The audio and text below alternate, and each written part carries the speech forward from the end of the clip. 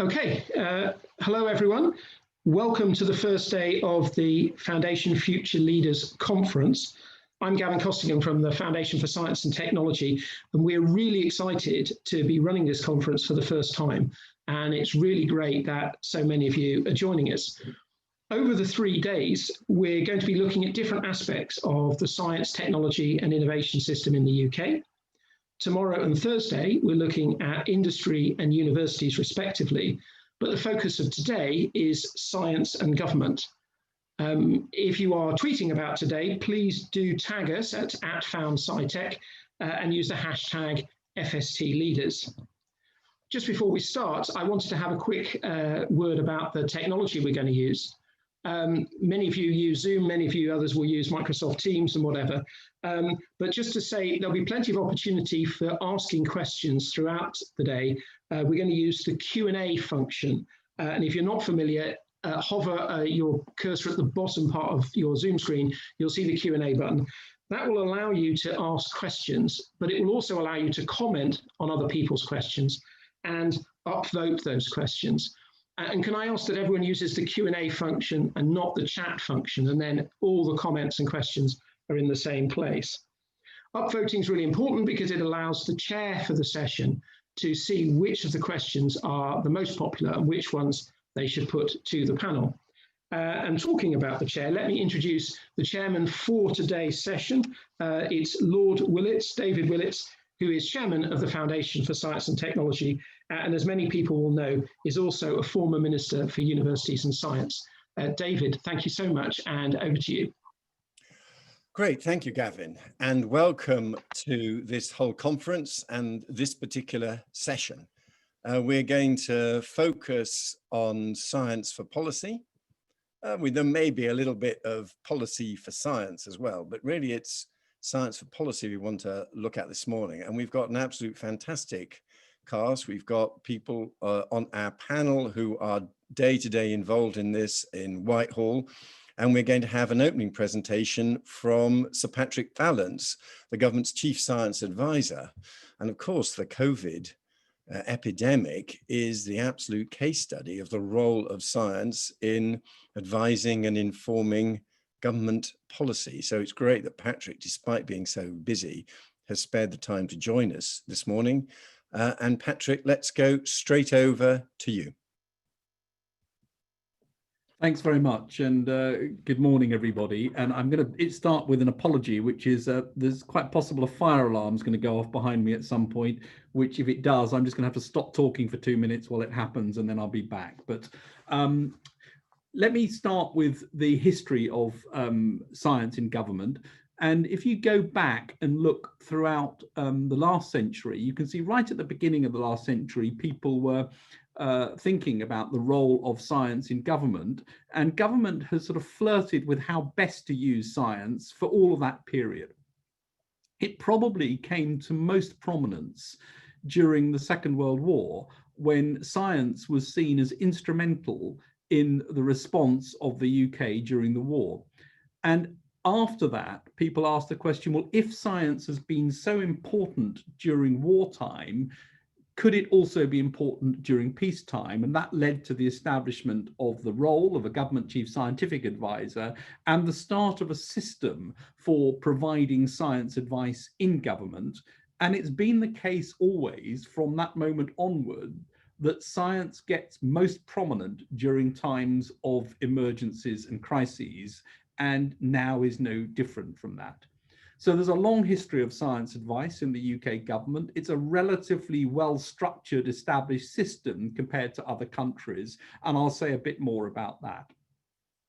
When I was thinking about taking up this job 3 years ago or so, I sought advice from various people, and including previous cabinet secretaries, and I had a lunch with one of them who made a number of important observations. He said, if I look across my experience as a cabinet secretary, science was good in parts, it was effective sometimes, and really important sometimes, but it wasn't systematically important across government, and it wasn't embedded in policy making and decision making in the way, for example, economics has been. And he said economics became incredibly important for government. It is incredibly important for government from the 1950s onwards, and is now absolutely embedded in the structure, but science is not.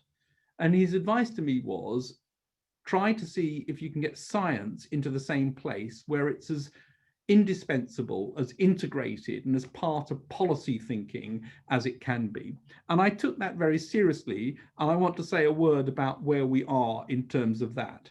In other words, to move from only being relevant during emergencies, or from writing reports which are important and do get written and are influential, but ones that actually get embedded in the system, and science for policy becomes a reality. That's what we're talking about, science for policy, not policy for science, and how therefore you get scientists at the table when policy discussions are taking place. Now, why does that matter? And this audience, of course, may need no particular explanation of why that matters, but it is worth just reflecting that almost everything that you think about has some science element. Whether it's how we choose to get to and from work, whether it's how we think about seeking our healthcare advice, whether it's how we communicate with each other. And the same is true for almost every aspect of government policy. Science is there somewhere. So the challenge is to move this from a government process which says, this is a scientific problem, I'll ask a scientist, to one that says, this is a policy area, we must have a scientist there, because there will be an angle to this that a scientist or engineer may bring that won't necessarily be there from other people. And that, I think, is the challenge, to get this as embedded as that. It's worth saying that the UK, of course, is very good at science and engineering. It's one of our great strengths. We are, by any measure, in terms of academic science, at the very front of the pack. We're sort of up in the top 3 for sure. And if you take it by size, we're definitely there and out punch in terms of our weight overall, in terms of our contribution. We're also pretty good at innovation. We have lots of startups in the UK. That's getting better.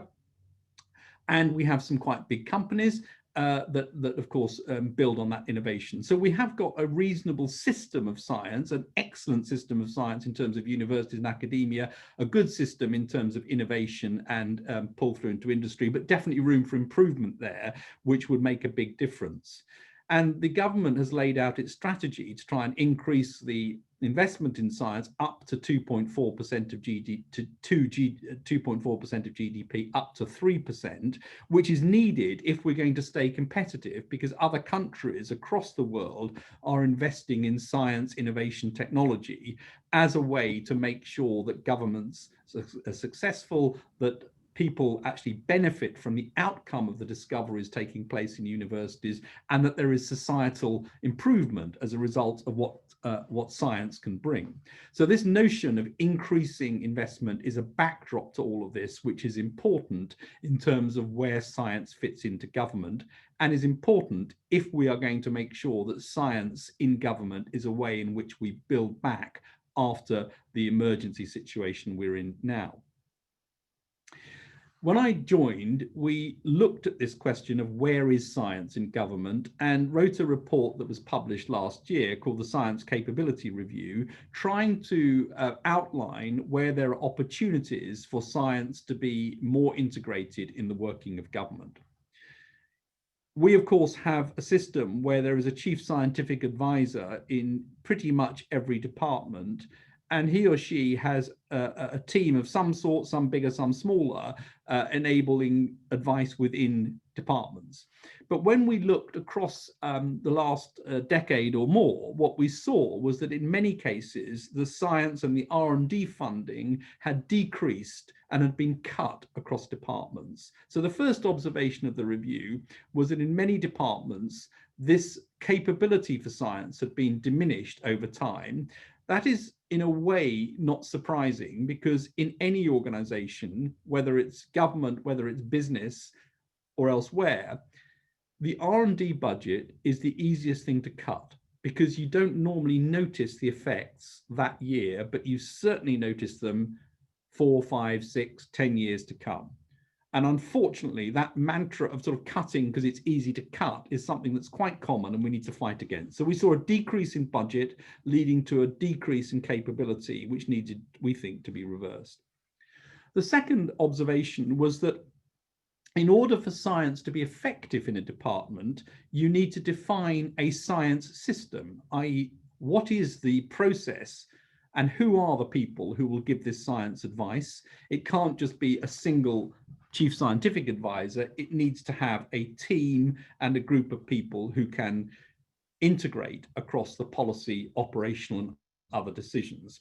So the second point we made was there needs to be a science system defined in every department. And I was on a call with chief scientific advisors from some other countries last night who were also talking about this, and many of them have copied the UK system and are keen to try and embed this system in each of the departments. The third area that we talked about was the notion that departments should define their areas of research interest. In other words, it's not a weakness to say these are things we simply don't understand enough about that we would like to understand in order to be able to make policy, in order to determine our future direction. So the areas of research interest are something that we ask every department to publish and update on an annual basis if they can, and something that we're looking at now to say what are the common themes across the areas of research interest that could be important for government as a whole that we need to drive more centrally. So areas of research interest become a key theme for departments to define what it is they would like to know, and also then to bring in others from academia and industry to work on the same issues. One of the recommendations that we made was that the budget for departments should be defined and should be protected. And one way to think of that is the percentage of total spend of a department on R&D and science. And we've already said at a national level, we want to get to 2.4% of GDP. And you'd expect some reasonable percentage of a department's budget to be allocated for R&D and science, because it is a way in which departments can enhance and improve what they do. And in some departments, the percentage spend on R&D and science is only a fraction of 1%, a very small fraction. And it's worth reflecting that if you were a business or a company and you said, I choose to invest a small fraction of 1% of my income on R&D, you effectively define yourself as a low growth, commodity, low innovation company. And you're based on efficiency only in a sort of traditional sense. So what we've said is that cannot be the aim for most departments, and therefore there needs to be a much clearer ambition about the percentage spend on R&D and science in order to improve departmental performance. A fifth recommendation or fifth observation in the report is that we have a number of government public sector research establishments dotted around the country, some of them absolutely world class, all of them to some extent embedded in their local environment.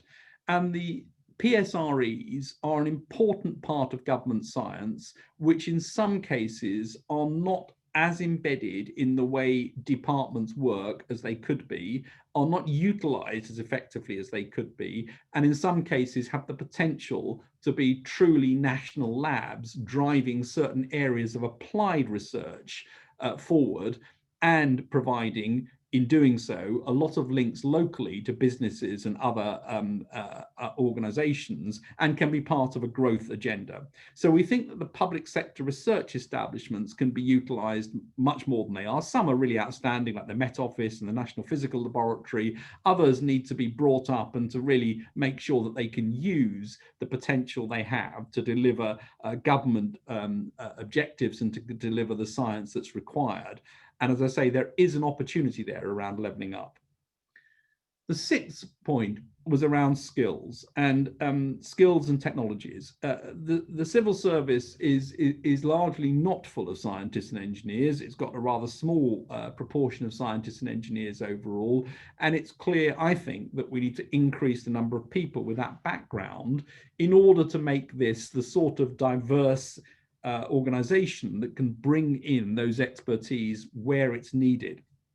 And for example, what we saw in the fast stream, which is the general fast stream for bringing people into the civil service, is that when we looked at this a couple of years ago, only about 10% of the intake had a science or engineering degree. Well, that will perpetuate an issue where we have a relative dearth of people who understand science and engineering to be at the table when decisions are made. So we think that upskilling, making sure we've got the right intake, but also the right career structures and capabilities for people in government is an important part of that. And the government science and engineering profession will be key to making that happen. They also need the sorts of tools and ability, for example, to use data visualization and other tools to demonstrate things that would be necessary to make that an integral part of thinking about policy. And my final point from the Science Capability Review is that the other thing that's required in government is good horizon scanning. And this department that I'm in, the Government Office for Science, has been great at doing foresight projects to try to understand where things are going.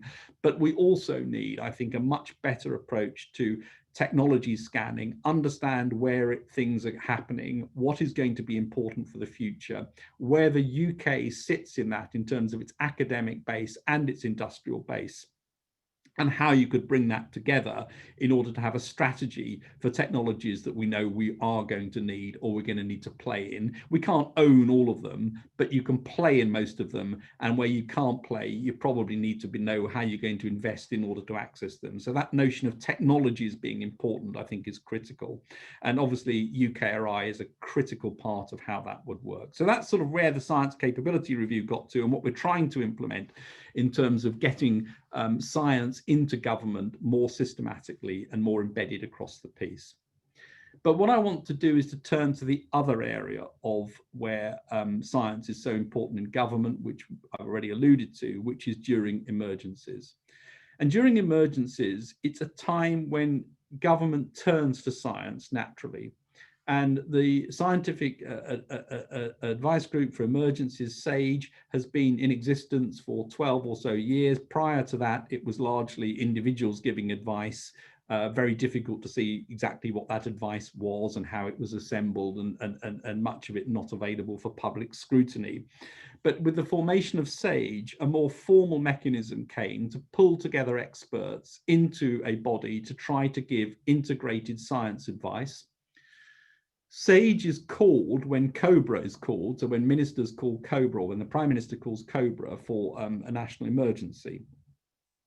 During my time as Government Chief Scientific Advisor, I'd had 3 previous episodes of SAGE, one relating to the Novichok poisonings in Salisbury, which obviously required integrated science advice. A second relating to the Toddbrook Dam problem a year ago in the summer, where science advice was required to think about what the consequences of the dam rupture would be and what needed to be done in terms of planning around that. And also a precautionary SAGE in relation to outbreaks of Ebola in the Democratic Republic of Congo to see whether we needed to be taking action there. Now, those SAGE meetings are much more like normal SAGE meetings, which is we had a couple of meetings, gave the advice, and the problem was resolved. Clearly, what's happened over the past 8 or 9 months has been something quite dramatically different. And I thought it would be worth just sharing with you some of the things that have happened over the past period and how that's evolved. So on January the 3rd, I was away and I put a call into my office to say, there is something really bad happening in terms of an infection in China, and we need to get the SAGE team activated to start looking at this. We looked at it during January and started to assemble experts, and on January the 22nd held our first precautionary SAGE meeting to bring together experts to try to understand what the impact of this new viral outbreak may be. Since then, we've had 68 meetings. We've got a group of external scientists who participate in meetings. So there's no fixed membership of SAGE. We bring people in as we need to give advice. Initially, as is normal, SAGE reported into COBRA, but then COBRA stood down so that a COVID task force within Cabinet Office was formed, and we gave our outputs directly into Cabinet PM and the COVID task force over the past 8 or 9 months. We've had 68 meetings. We've published over 400 papers. Unusually for SAGE, which normally does not publish anything until after the emergency is over and does not list members. We've listed the members of SAGE and we've published papers as we've gone along.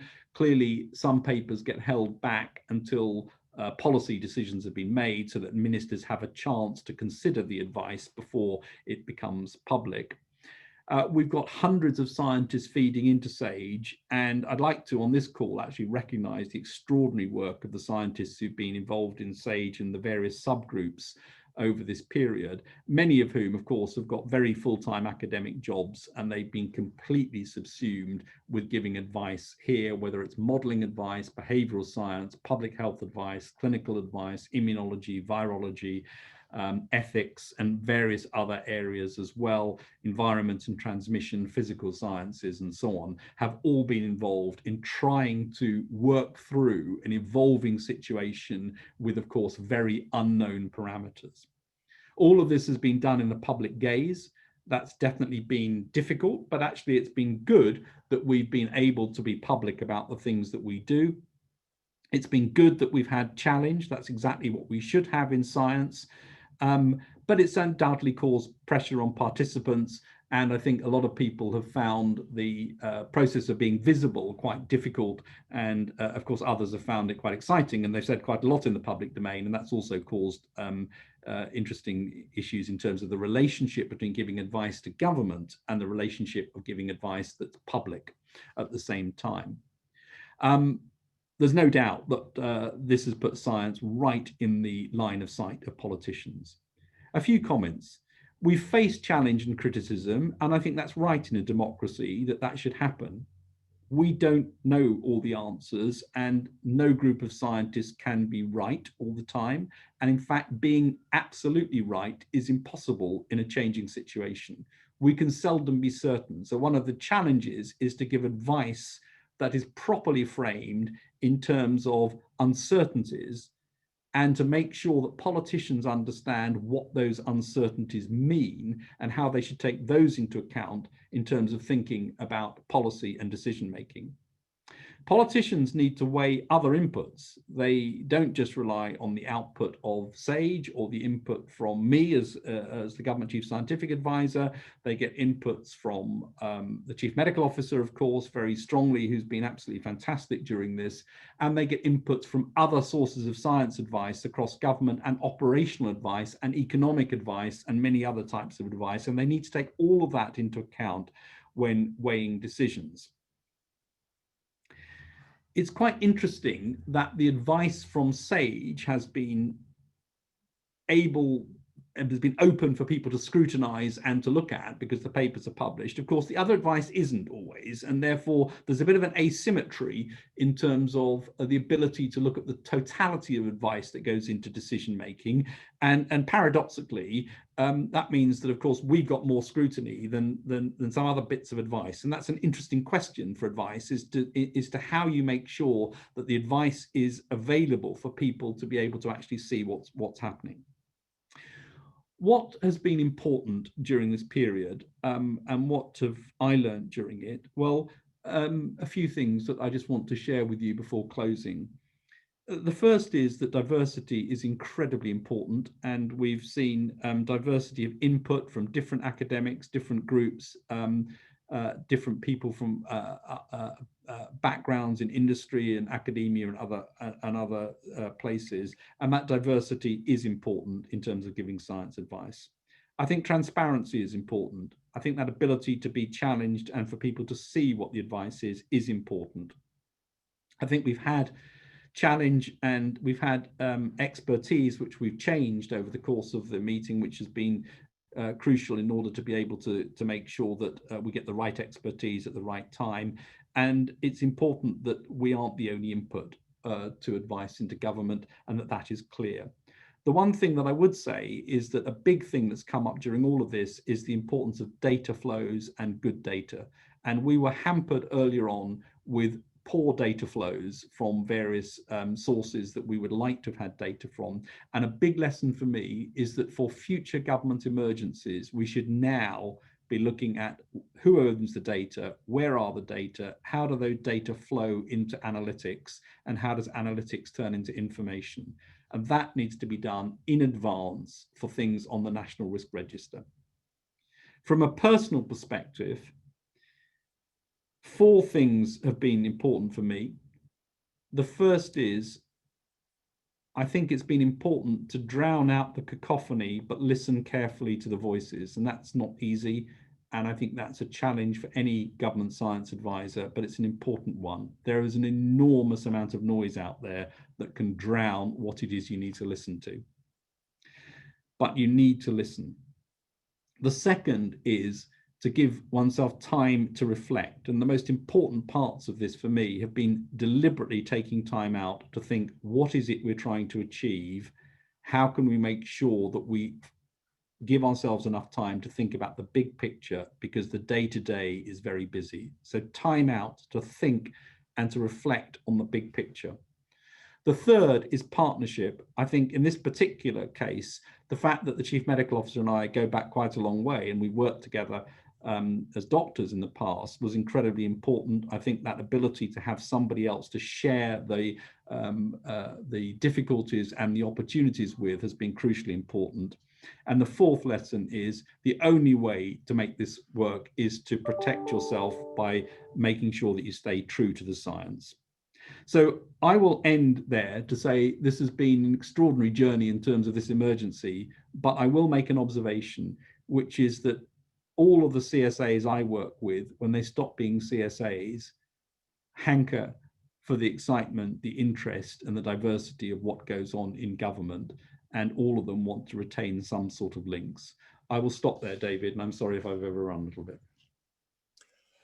No, Patrick, that was absolutely fascinating, and both, of course, a reminder of the important report that you produced last year, but then your personal reflections on the current virus crisis. I must say your final observations, your wise words there, are quite good advice to ministers as well, if I may say so.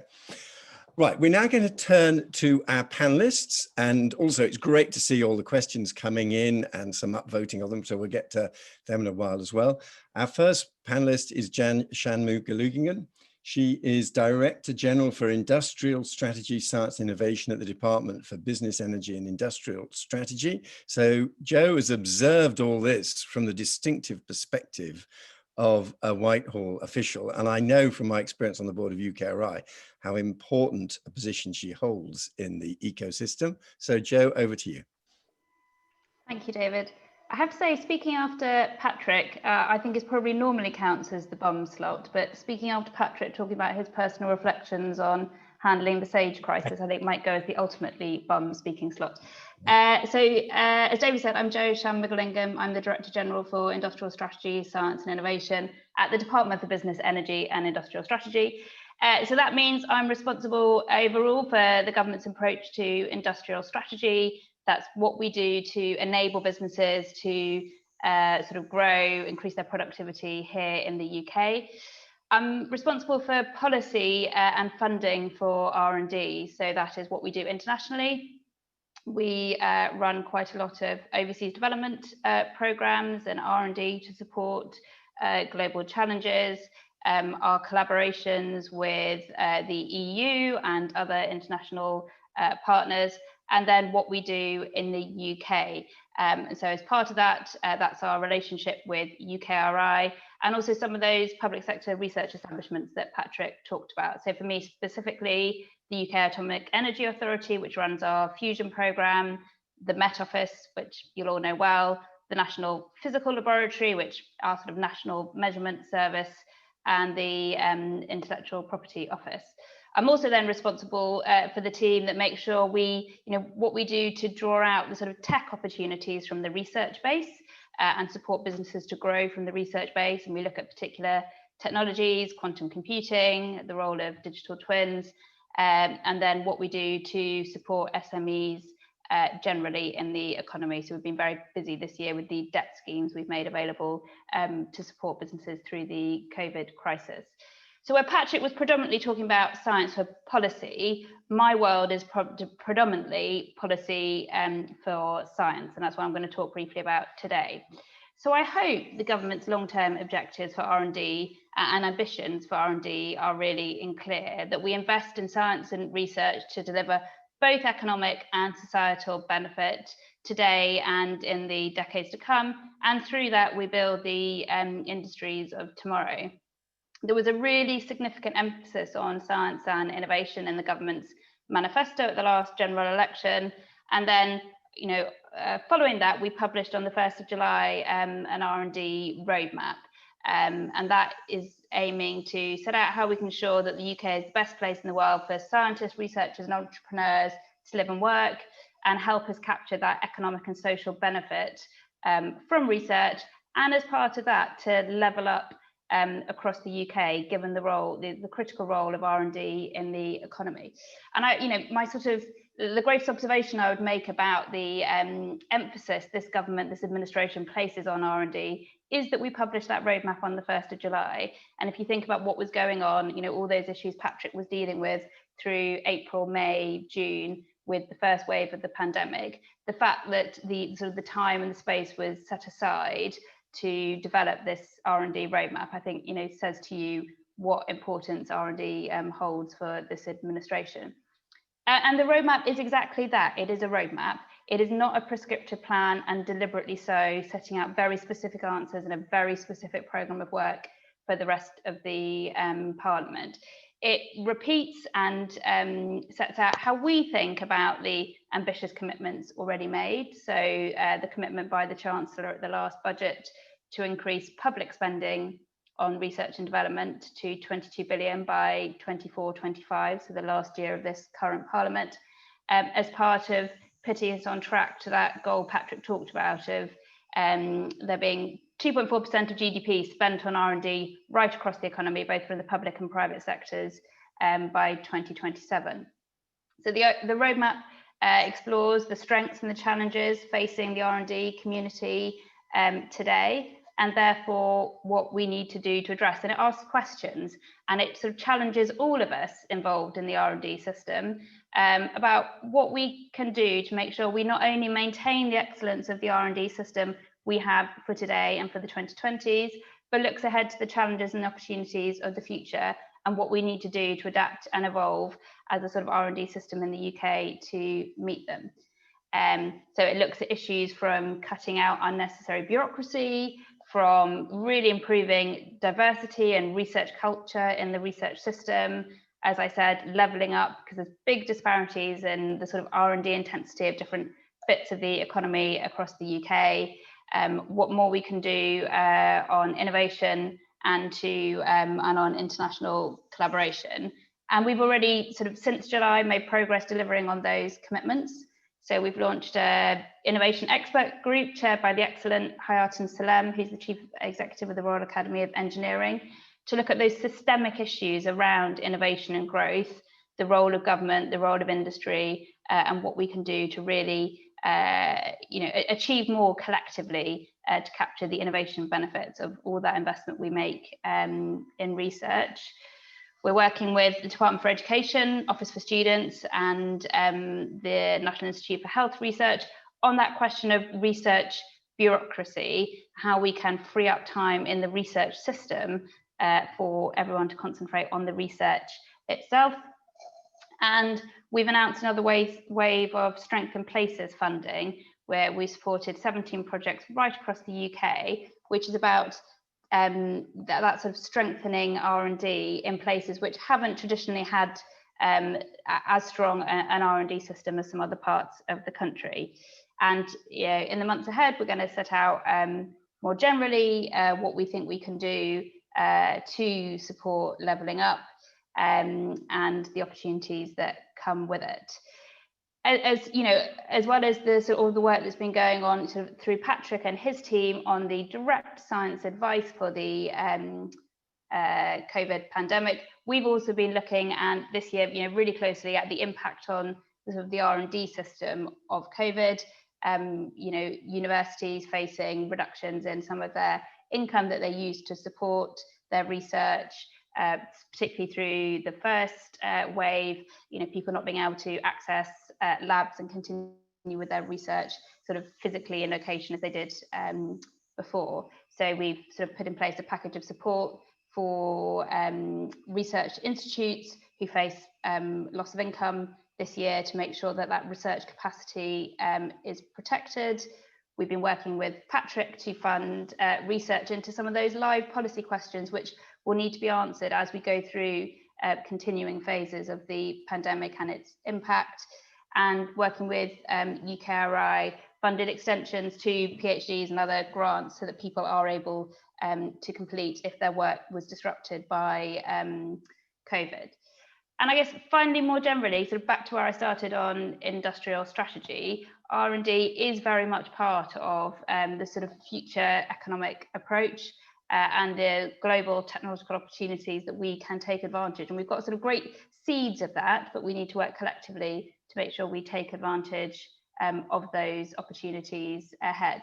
So we've just announced that we're going to refresh the industrial strategy the government last set out in 2017. Lots has changed since then, and really notably to my mind, the statutory commitment to net zero carbon emissions by 2050 and how we need as a government to respond to that. So there'll be lots of different issues that we will look at in refreshing the strategy, but it's absolutely clear that R&D and technology will be at its heart. That was it from me. I'm really happy and look forward to questions when we come back to it. Great, thank you very much indeed, Jo. And we will indeed, I'm sure, cover a lot of that in Q&A. Thanks for that. Jo has brilliantly done the transition from the virus crisis that Patrick talked about and she touched on to probably the other big massive challenge we face, net zero and decarbonising. And that's what our next speaker is responsible for. He works in the Treasury. It's Niva Thiruchelvam. He is Deputy Director for Net Zero. And Niva, we're very grateful to you for joining us, and over to you. Thanks very much, David. So as Patrick and Jo have said, science plays a role in so many posts in the civil service and in a number of ways.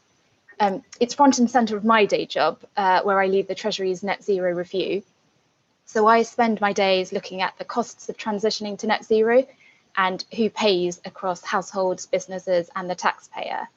And you might think this sounds like classic Treasury work, considering the economic, fiscal and distributional impacts of an issue. And you'll be right, but I'm going to focus on how we do this to give you an insight into the degree to which we rely on and use science in our work. So first, just a bit of background and context for those who might not be familiar with some of this. Transitioning to net zero raises a complex set of issues, one of which is the significant uncertainty around some of the technologies we might use over a 30-year horizon. Some of the technologies are very well understood. So we know how to insulate homes, we know how to produce electric vehicles, and I'm sure the process of learning by doing will mean we'll continue to see improvements and efficiencies in this area over the 30-year horizon. But we don't have proven technologies in all areas that we need to decarbonise. So, for example, there is still some work to do on carbon capture and storage, looking at how it might be deployed at scale. And this isn't surprising. One of my favourite analogies that I draw is with digitalisation. So if we think back 30 years to 1990, we saw the world's first internet browser go online, and this enabled people to kind of click through different websites, far fewer than we have today, on their 56K dial-up modems. And this led to e-commerce with Amazon, Google, eBay, Alibaba all launching in that decade. The 1990s also witnessed the first SMS text message, where you had to actually pay per text, the first 2G mobile phones, the first portable MP3 players. This all sounds very historic, I'm sure, to a lot of the people listening today. but it was very cutting edge in the 1990s. If you asked us then about technologies we might expect to see in 30 years' time, I'm fairly confident we wouldn't have been able to predict the way in which our society and our economy has changed dramatically. And that's all because of science and technology. And it's the same time horizon that we're thinking about in respect to the transition to net zero. So what does the Treasury do in starting to think through some of these issues? Well, we work very closely with the Government Office for Science and BEIS and others to understand what technology exists and how the experts see this developing in the short and medium term. This then enables my team to develop a range of stylized scenarios on the technology mix we could expect in 2050 based on our best understanding today. And that allows us to then consider economic impacts, understand what could impact tax streams and how quickly. So to pick a topical example, there was a lot of press coverage on phasing out internal combustion engines and moving to electric vehicles over the past few days. For the Treasury, that understanding that transition and how quickly that might take off is crucial to then understanding what might be happening to, for example, fuel duty and vehicle excise duty, which, major tax streams, which impact on the way in which the Treasury as a, finance ministry can fund a range of public services. So it's really crucial to kind of understand that interplay. The other thing we do is consider how the Treasury as an economics and finance ministry can support tech development and deal with an uncertain evidence base when we're taking decisions. So to do this, we don't have experts within the building, but what we do is we draw on the expert community within the civil service, but also externally. And so one of the things that we've done in the review team is we've set up an advisory group, and they are helping us to co-develop a framework that will help us make best use of our understanding of technology today, help us to work through what we can do to accelerate tech development from its very early stages through to pilots, through to large-scale deployment. For example, by helping some quite novel technology attract the public or private investment it needs, using kind of the range of tools available to the Treasury. But also the types of things we can then do to make a new technology commercially viable. So to what degree does the Treasury provide guarantees or regulate in order to ensure that there is a steady revenue stream for investors in these new technologies? And there are kind of a range of options in that area. So hopefully this gives you a bit of a snapshot into the way in which the Treasury looks at an issue that is fundamentally an issue about science and technology, but considers it from a economics and kind of fiscal perspective. And in terms of my kind of main observations, I'd say science definitely in this role, but also previous roles, helped me think through the art of the possible. But also, like, policy making only becomes, excellent policy making if there is a strong partnership with the science community. And I'd be very happy to answer any questions on any of that. Thank you very much indeed, Neva. That's very illuminating.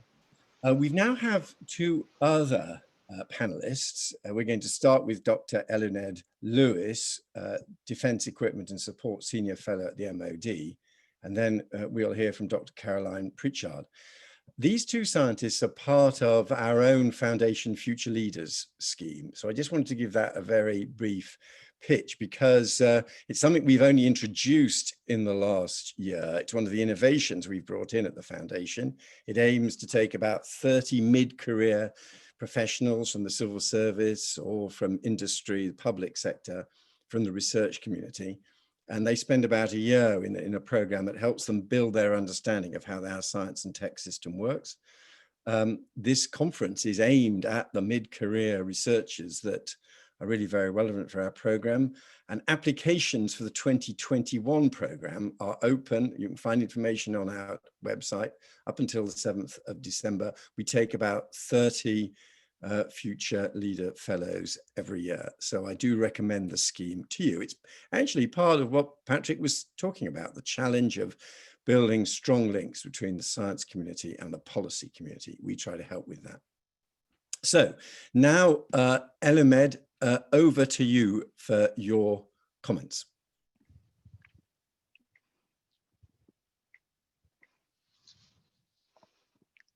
Good morning, everyone. I'm Dr. Elena Lewis. Thank you for the kind introduction. I'm a chartered scientist, I'm a chartered engineer, and I'm a senior fellow working at Defence Equipment and Support. My organisation is the procurement arm of the Ministry of Defence, responsible for equipping and supporting our armed forces, everything from boots and socks to fighter jets and aircraft carriers. We have over 3,500 engineers and scientists, including world experts working on research, development and procurement of world-class and cutting-edge technology. But as scientists and engineers, we are often consumed by our own areas of expertise and think it's the most important thing in the world, believing we should invest all of our time and effort in our own areas. But as part of the Foundation Future Leaders scheme, I've had a much wiser appreciation of how and why the work we do as individuals and as organisations can influence national policy. The scheme offers an opportunity for us to step back from our everyday and understand other perspectives and drivers from across government, parliament, industry and academia. This has certainly enriched my understanding of how these different perspectives ultimately influence science policy. It's certainly a scheme that I'm going to be encouraging more defence scientists to apply for, because you'll never know when your area of expertise will be forefront on the government's agenda, and what a great example Sir Patrick is to us all. Thank you. Thank you very much indeed, Elened. And now our fourth and final panelist, we're going to hear from Dr. Caroline Pritchard, who is Impact Manager at the National Measurement Laboratory. Caroline, over to you. Good morning, everybody. Thank you, David, for the kind introduction. As David said, I'm Dr. Caroline Pritchard, and I work at the UK National Measurement Laboratory, based at LGC, where I lead the Strategy and Impact team.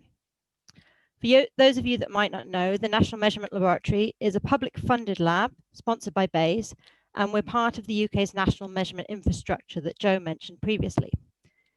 Within the NML, we perform world-leading measurement science, helping to solve some of the most demanding chemical and biological measurement challenges, everything from validation of biomarkers for Alzheimer's, developing point-of-use testing for drug seizures, improving environmental monitoring of mercury, and supporting the role of the government chemist.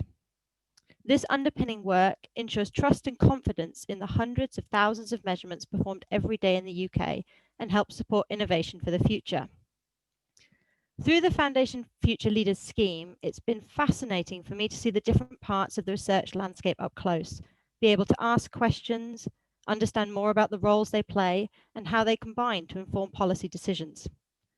For a publicly funded institute such as mine, where we can provide vital bridging support for research, innovation and translation, as Patrick mentioned, understanding how we can work most effectively in partnership with academia, with industry and across government is crucial. The opportunities that I've had within the programme have already led to tangible benefits, with the scientists from the NML becoming more involved in providing measurement expertise into Parliament and closer measurement integration within government to address current challenges such as infectious diseases and emerging regulation in areas such as food safety. I'm incredibly grateful for AIRTO for sponsoring my place on the scheme this year, and meeting and learning from leaders from across the science landscape has been invaluable. It's not exactly very often you get the chance to sit on a panel with the Government Chief Scientific Advisor. Thank you. Great, thank you very much indeed. Right, we've now got just over half an hour, and we're really fortunate Patrick is going to be able to stay with us, we hope, for this. We've got a lot of questions coming in. Many of them are directed to Patrick, but if other panelists have a particular view on any of them, on which to catch my eye, as we're all virtual, then do use the chat function privately. Patrick, can we start with the most upvoted question, which is something you'll be familiar with? Why is there such a low percentage of applicants to the civil service with science and engineering degrees? What is the barrier? Recruitment practices? Is it pay? And as well as recruiting them at an early stage, should there be more opportunities to recruit them at the mid-career level as well? Any observations on that? Thanks. It's a great question, and one that we've thought quite hard about. I think there are a number of stages at which we haven't got recruitment right. So we get quite a few applicants, as far as I can see, from people with science and engineering degrees, and then they sort of drop away during the process. There's a bit we need to do up front to try and make this obvious what a scientist and engineer can do in government, so to think about the breadth of opportunity.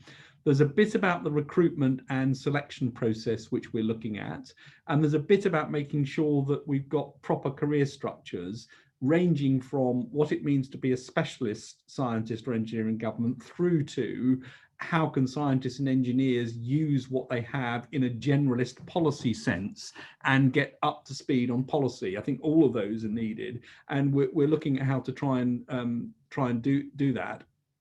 We are trying to set some numbers to increase the number of generalist fast streamers who've got science and engineering degrees. So this isn't going to change overnight. There's a big pull for it now. I think right across the civil service, people recognise that this would be beneficial. And yes, it can't just be at the undergraduate or the graduate level. It needs to be at all stages. And I think I'd like to encourage people to think about whether they can bring their skills into government at different stages, because they will be welcomed, I think, with open arms. Most departments are now looking to say, how can we recruit people with these sorts of backgrounds? But we do then need to get it right in terms of career structures. Thanks. And can I just follow up on that, and asking you what exactly your definition is of scientist in this context? Because in your original remarks, for example, you referred to that really valuable exercise of the areas of research interest that departments were asked to identify. Many of them involved human behavior and in turn, social science. A lot of public policy is about human behavior. So where does social science fit into this picture? Well, I take a very broad definition of science, as Paul Nurse did in the Nurse Review that led to the establishment of UKRI. So it definitely includes social sciences, humanities, and other areas as things that we need to think about. And social science, as you say, is a crucial part of the process. Behavioral science is particularly important and has been in this crisis as in other situations across government. And I'm rather pleased that our latest Chief Scientific Advisor appointment has been Jennifer Rubin to the Home Office, and Jennifer is a social scientist. So we are looking for a diversity of science across the patch. And one of the nice things about the Chief Scientific Advisors network, which we pulled together, is no chief scientific advisor can possibly cover all of the areas, but the Chief Scientific Advisors network as a whole can, and so they can help each other in departments and across government. Thanks very much. Now, the next question I'm going to put to Patrick, but I think it may also be something that both Joe and Neva want to comment on. This is the classic critique you hear of government, that government operates on short time scales. And after all, we've just had an example where the 3-year CSR is going to be a 1-year spending review. So that is just one example of how hard it is to embed long-term thinking, like, for example, on climate change into policy work. The endless challenge of trying to think for the long term whilst endlessly being buffeted by pressures in the short term. Let's start with Patrick, but then I'll see if either Neva or Joe want to come in. Patrick, do you have any observations? Well, it's a horrible challenge. I mean, the question is exactly right, and science doesn't work on short timescales. It has to think longer term. So it is a challenge, and it's one of the reasons why I think having science embedded in government is important, and to have functions which are allowed, encouraged, and actually there to think about the long term is important, because actually, and you'll know this, David, politicians actually quite like to sit down and think about the long term if you can get them into that right place, because it takes them away from the sort of daily stuff. And so I think some of the work that we do in Go Science and the other scientists do to try and step back and say, what does the long term look like, is important. But I'm much more interested in what Joe and Neva have got to say about this than what I've got to say about it. Neva, I see you up there on my screen. What are your comments on that one? Thank you. I agree. It's a challenge collectively. The one observation I would make is, actually I'll make two observations. The first one being funding could be private or public. So there are a range of ways in which we can make sure that the right funding streams are used for particular projects. And where there is the intersection between new technologies and infrastructure, the Treasury has conducted a review into infrastructure financing with a specific focus on trying to crack this problem. But it is a difficult problem and requires partnership working and across the investor community, as well as scientists and government. The second observation, which is a bit closer to home, is we're trying to solve this probably rather ambitiously and optimistically for net zero specifically in the Treasury at the moment. So the framework that I talked about is very much focused at trying to make sure that scientists have access to the right sources of funding at the right time, regardless of levels of risk and kind of uncertainty around the project and the time frame through which you might expect to see results. And it is complicated. We're publishing our interim report shortly, and we will set out the concept we've started to work up, but would very, very much welcome views on whether or not there are particular issues you think we need to take into account as we develop it, because we're not going to pretend that we have the answer, but we do very much want to solve it, because we recognise that is the way in which we can pull through some of this technology, so we're in a better position in a decade's time to take some really big decisions on things like our future energy system. Thanks very much. And Joe, your comments on that? Yeah, a couple of different reflections. First of all, on R&D policy specifically, we are committed to enormous public spending on R&D, and there's something about the public legitimacy of that if you want it to be maintained, for the long term across life cycles of different governments. And there's something that's incumbent, I think, on all of us about the evidence and analysis of the benefit of that sort of scale of expenditure. And it is through that sort of public legitimacy and that evidence and analysis that you sort of work beyond political life cycles. I think climate change is a really interesting example of how you build sort of the long-term intergovernment policy, and it's at the extreme end. We have a statutory system of, for reducing our carbon emissions. There is an independent body, the Committee on Climate Change.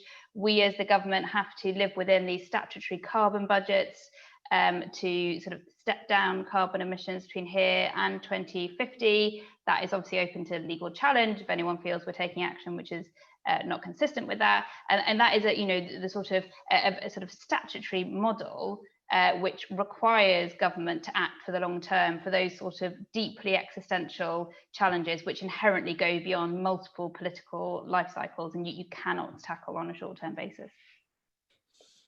Thanks very much. I think that the long-termism question leads on to another one that's been upvoted a lot, which is really about diversity of expertise. Lack of expertise may be very dangerous. Having one expert with a particular view can also be pretty dangerous. So both with the example of the epidemic and more widely, perhaps, Patrick, you might like to comment on how you ensure there's a range of opinion and then how you distill it. And after you hear from Patrick, I may actually come to Neva, because there's a similar question has been asked about the source of expertise of the Treasury as you think about net zero. But Patrick.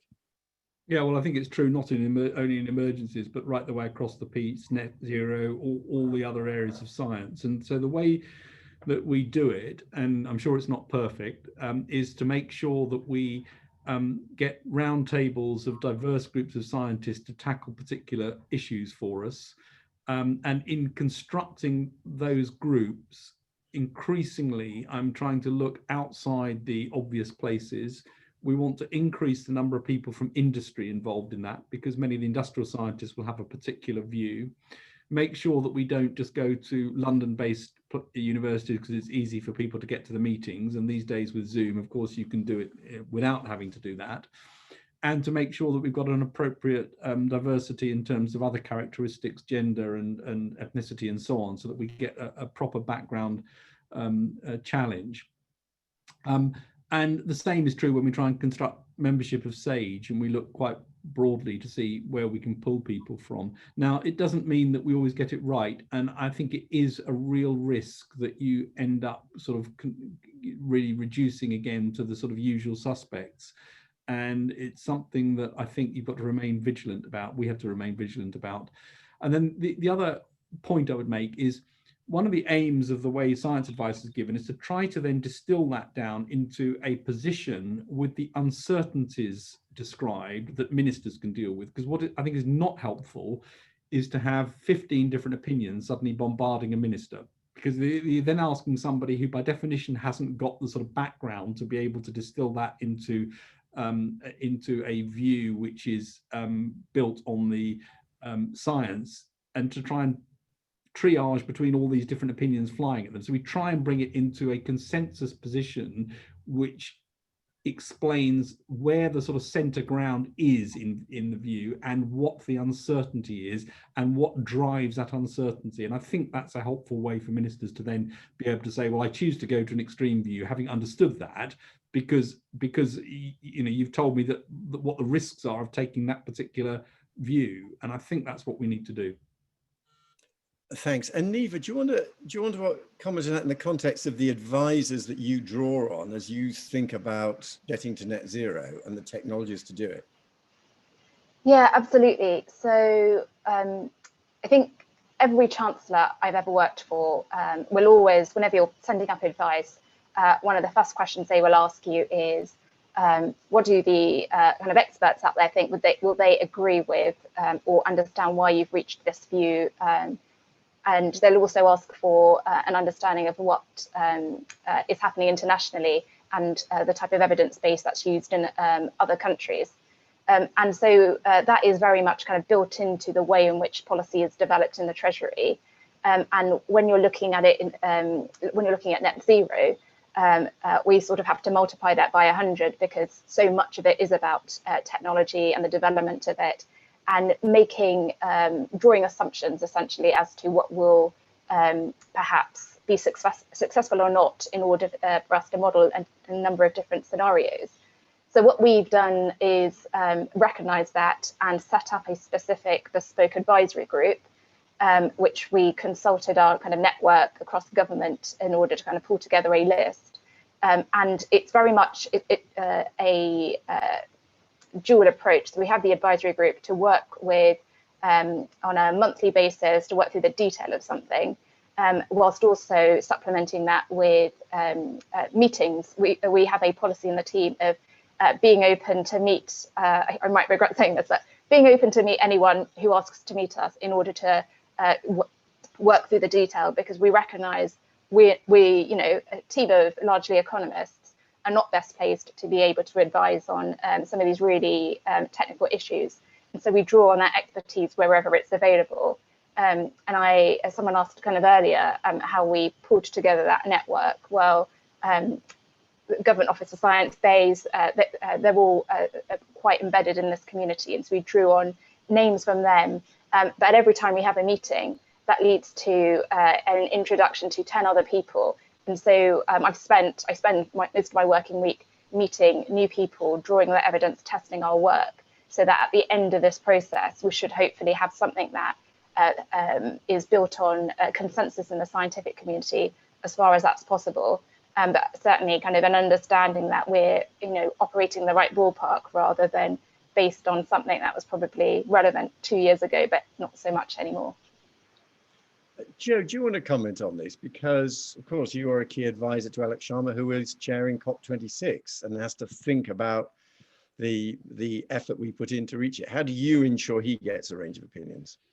I guess I think there's an interesting corollary to policy for science as much as science for policy in the diversity of opinions. And in thinking about, the roadmap, delivering on the roadmap and the sort of decisions Secretary of State will have to take, we have great and deep relationships with the presidents of the national academies and the other sort of leaders of the scientific community. One thing that we're really, really keen to do, in this Parliament is have much deeper engagement and conversations with early and mid-career researchers. Is one of the reasons I was so pleased to come along today, because so many of these issues are about the lived experiences and different perspectives from right through the research system. So I really, encourage everyone who has sort of thoughts on the policy experience, thoughts on their experiences working in the R&D system, tell us what you're thinking. Come and get involved, because we want to hear. It's important we hear a diverse range of voices on the policy for science as much as science for policy.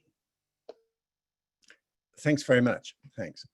At this point, normally in these type of discussions, you begin to get just a touch of kind of disciplinary chauvinism. And let's surface that now. The engineers who say, if you really want to think rigorously about a system, it's engineering as a training you particularly need, and also some of the people on the conference today saying if the government should have a chief engineering advisor.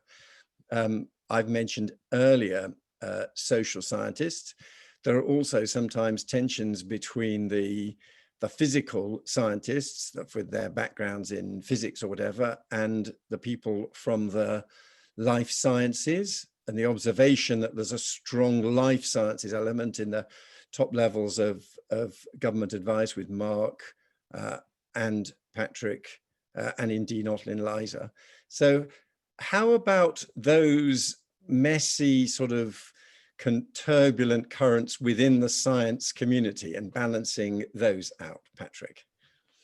Well, first of all, I completely agree about systems and engineers, and I'm a big fan of the fact that engineers are the right people to talk about systems, and we've been working very, very closely with the Royal Academy of Engineering on this, and I'm on a mission to get proper systems engineering into government thinking, not just loose systems thinking. So I completely buy into that, and I think there's a massive role for engineers, and in particularly if I think about net zero, I think there's a huge systems engineering approach to this which can be applied, using that thinking of systems engineering to understand also where the least hard physical parts of the system are, which in the case of net zero is behavior. So in other words, you have to incorporate your behavioral unknown into your system. So I'm totally behind that.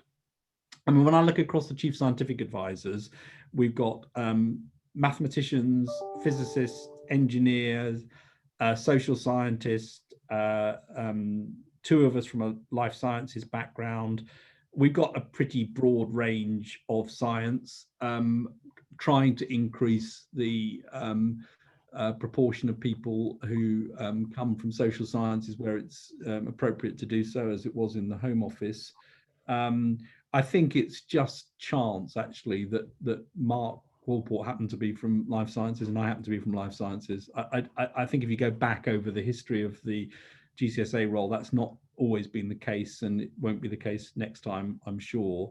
But I think there is a danger in going for sort of a representational approach to this, because before we know where we are, we'll have sort of, 30 or 40 different sciences represented with a chief, none of whom will actually have the influence or ability to get something done. So it does need to integrate somewhere. And the key is to make sure that whoever's got the role knows how to access, interact with, and take advantage of the other sciences and disciplines in order to give the advice. Thanks. And let's hear from Joe and then Neva. Joe, you want to comment on this? And actually, as we have got 500 participants here, many of whom are mid-career researchers. Just your own personal experience, if insofar as you wish to share it, on what your own disciplinary background is and what training you think is best for in the civil service. So I'm one of those evil historians who predominate in government. And look, but my sort of analytical training as a historian is really useful for what I do.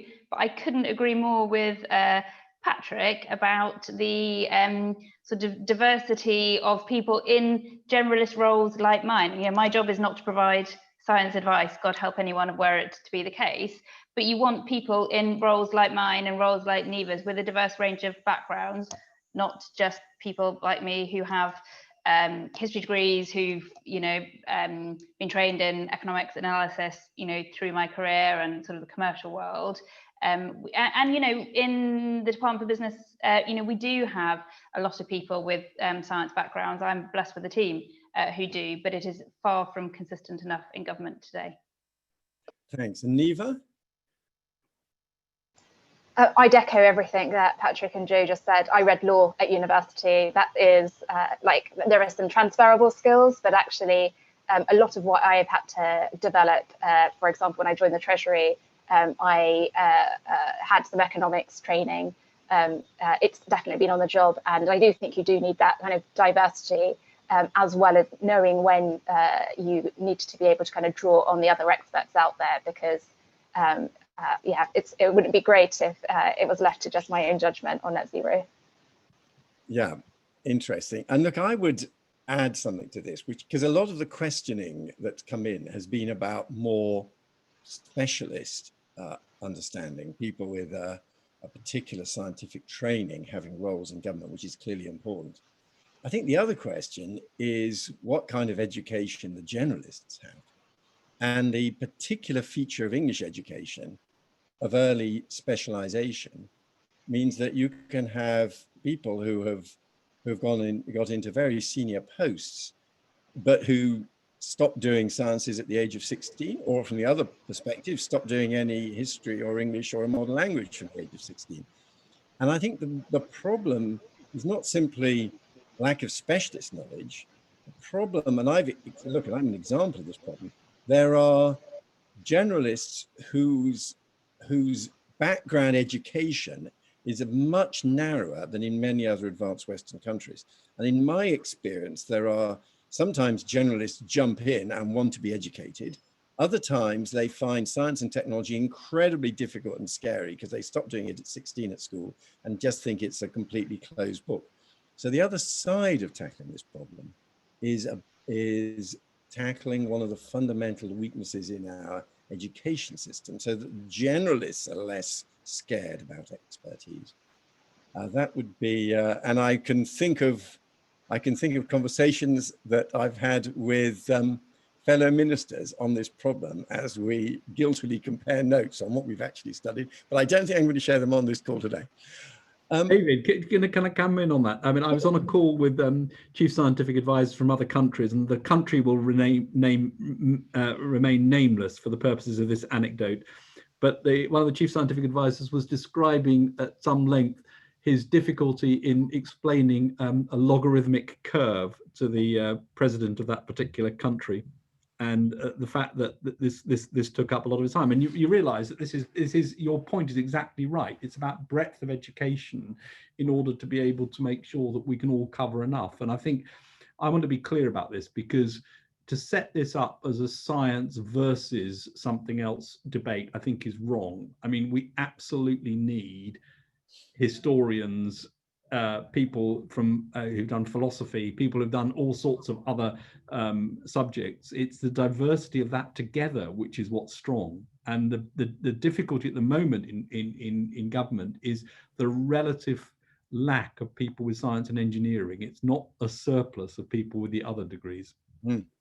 Yeah, that puts it very well. And of course, another point, sticking, as Patrick himself has a life sciences background, I often say that being a minister is, if you think of a medical analogy, it's much more like being a GP than like being a hospital consultant.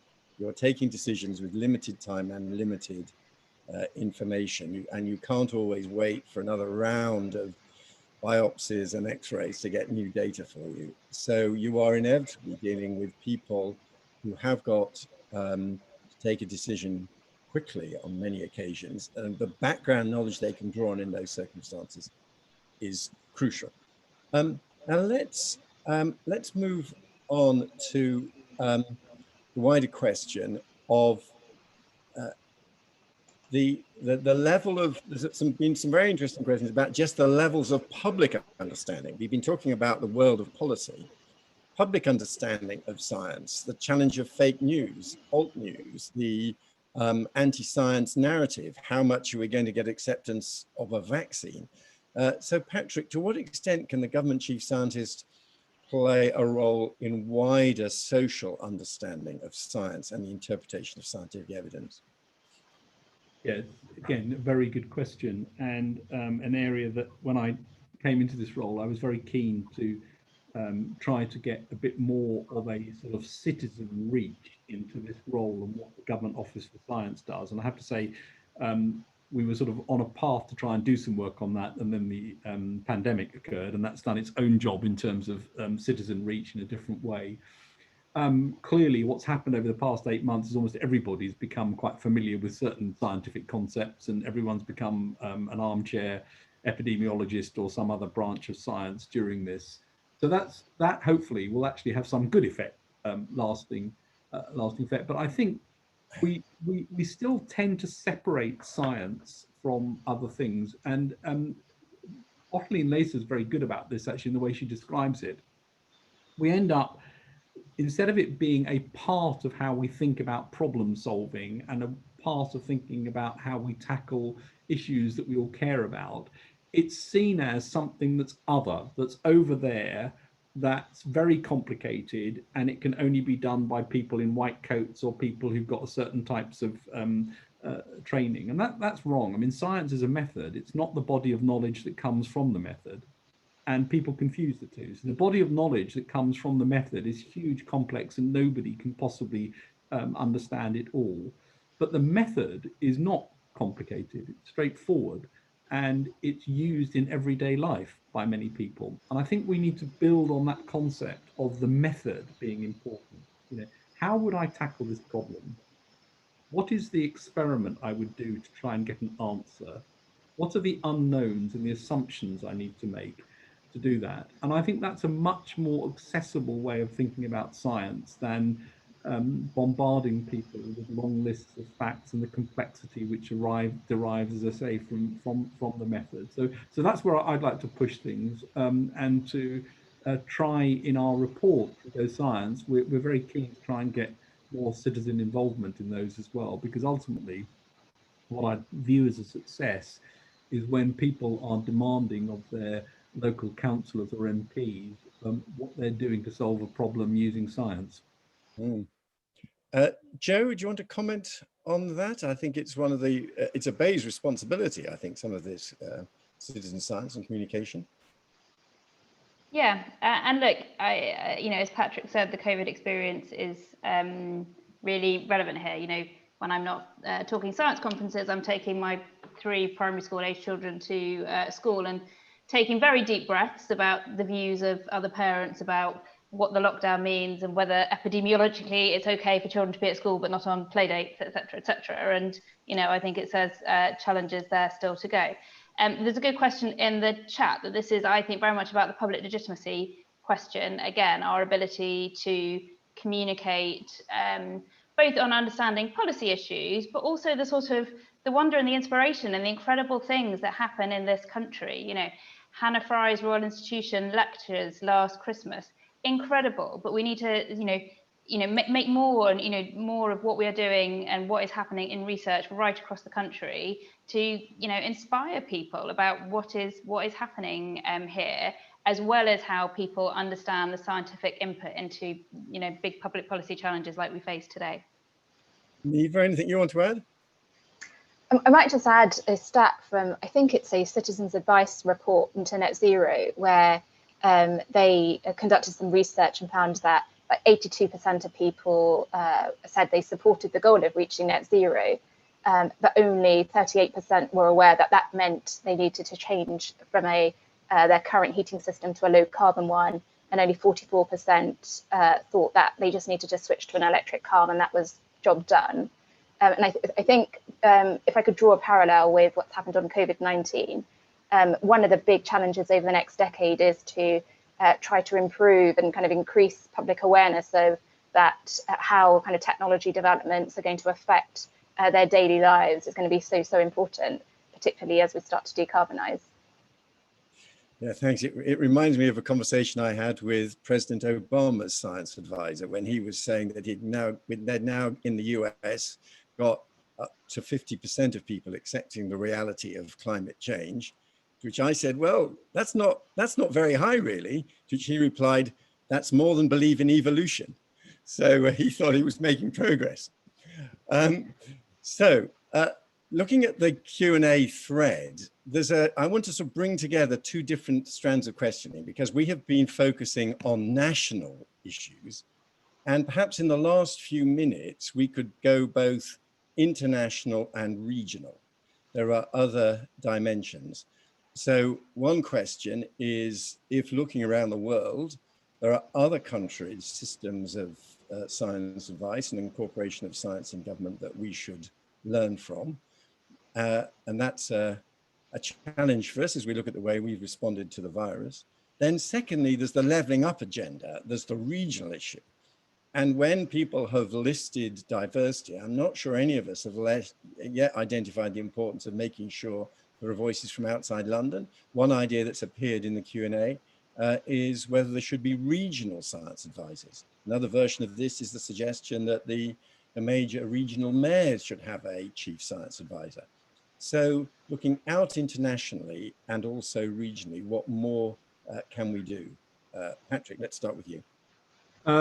Yeah, so I've alluded a couple of times to discussions with chief scientific advisors from other countries, and there definitely are opportunities to learn from others. And it's quite interesting because some of the places to learn from are those which have come and looked at what we've done, have put in place systems based on that, but then have done their own thing as they put them in place. And I'll highlight two. One is in Canada, where Mona Nima, who's the chief scientific advisor, has got a youth CSA group, which I really like, which is a sort of group that she pulls on for younger people to give advice into the CSA network. And I think it's working really well. And I told her last night I was going to shamelessly copy it. And the other is Juliet Garrard in New Zealand, who I've spoken to quite a lot over this. They've got a system quite similar to us. But they've got a slightly different setup where she is very much direct to the PM in New Zealand and is slightly separate from the CSAs in departments, which has some advantages and disadvantages that are worth thinking through in terms of her ability to be completely independent in the way she thinks about things. And I think we've got a lot of that, but she and I are talking about, pros and cons of that. So there are various systems, and in India, Vijay, who leads that, he also looks after a lot of the science funding, and that's got pros and cons, and it's got things that make it more complicated, but definitely some advantages. So we do look, and I think there are things to learn from other countries, and definitely in terms of COVID response. And then on the point about regional science advisors, I'm very keen, and we again started this, and we need to pick up on it now. We've got a bit of breathing space, hopefully into next year, on the idea of science advisors for mayors. I think that's exactly right. And at the moment, there's one place, I think it's Portsmouth, that has a science advisor, but only one. And we're looking at how we might try and encourage people to take that system up. I think that would be a really big advantage and make quite a difference across the country. Great, thanks very much. Joe, your observations. Very quickly, there's absolutely no reason, or there's very good reasons why science policy shouldn't only be developed in London. And that's not to do with policy for levelling up R&D intensity and what role R&D can play in local economies. It's about, the next stage of the REF, or there's absolutely no reason why that should be developed in London. We need to be much more dispersed in our sort of policy discussions right across the country for the whole system. Thanks. And Neva? I think I'll make just 2 points. So one on the international side, just to kind of illustrate how important it is to work across countries. So the solar battery was first invented in the 1950s. The US then commissioned the first commercial use of it and started to create a bit of a niche market. Japan then invested heavily in it and subsidized it, and that kind of expanded that market. Germany then took on the baton and kind of ran with it, and we saw huge cost reductions, huge kind of tech development before China then took on the baton and also ran with it, leading to huge kind of increases in production and rapidly falling costs. So that is very much an international story of the development of a key bit of technology for net zero that a number of countries played a really important role in. So I think that is a great illustration of the importance of that.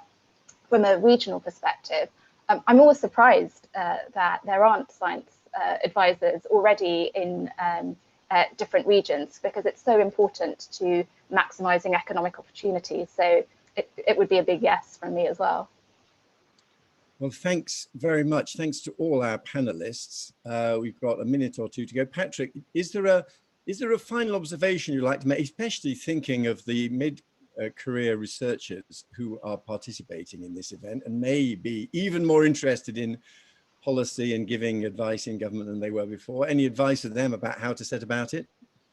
Yeah, I think get engaged. I think we will be increasingly wanting to pull you into things. We'd like to pull you into some of the round tables and other things we have as well.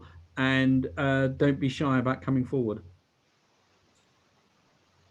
Fantastic. Well, thank you very much. It's been great that Patrick, with all the claims on his time, has been able to spare the time to join us. But thank you also to Joe and Neva with their really important policy engagement, and also Ellen, Ed and Caroline, who are beneficiaries of our Future Leaders programme.